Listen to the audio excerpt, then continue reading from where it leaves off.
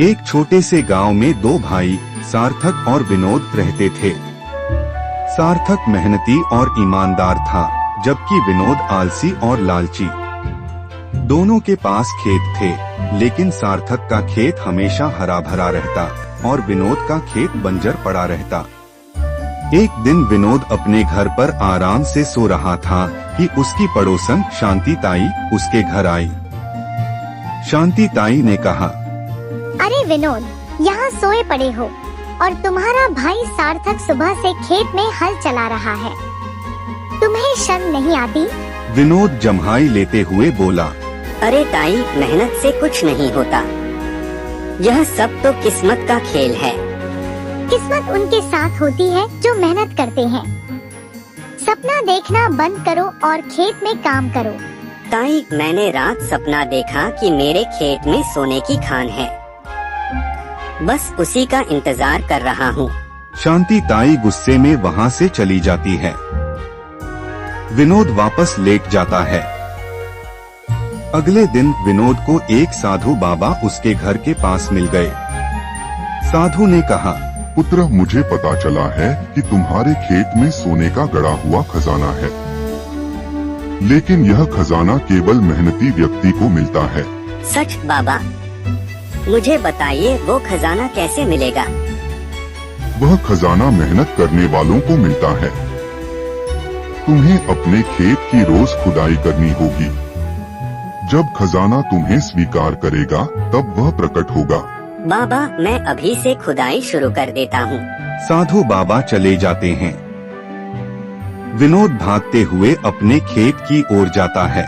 विनोद ने तुरंत काम शुरू कर दिया। उसने खेत की खुदाई शुरू कर दी। सार्थक यह सब देख रहा था और समझ गया कि विनोद को खजाने का लालच देकर बहलाया गया है। उसने सोचा, शायद विनोद मेहनत का महत्व समझ जाए। भाई, यह क्या कर रहे हो? फसल बोने की जगह खेत खोद रहे हो? सार्थक, मुझे खजाना चाहिए। बाबा ने कहा था कि मेरे खेत में सोना है। खजाना मेहनत है भाई। अगर तुमने इतनी मेहनत से फसल लगाई होती तो आज तुम्हारे पास असली खजाना होता। विनोद उसकी बात को अनसुना करते हुए खुदाई जारी रखता है। विनोद पूरा खेत खोद चुका है, लेकिन खजाना नहीं मिला। वह हताश होकर जमीन पर बैठा है। मैं तो बर्बाद हो गया।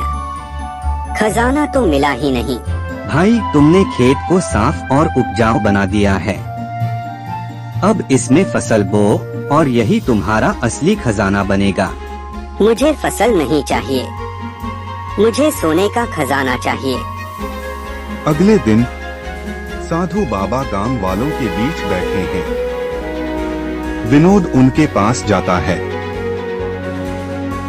बाबा, आपने मुझसे झूठ कहा। मुझे कोई खजाना नहीं मिला। पुत्र, मेहनत ही असली खजाना है। तुम्हारे खेत अब फसल के लिए तैयार हैं। खजाना तुम्हें मेहनत से मिलेगा। मुझे अपनी गलती का एहसास हो गया बाबा। अब मैं मेहनत करूँगा। सार्थक पास आता है। यही समझदारी है भाई। मेहनत ही असली खजाना है।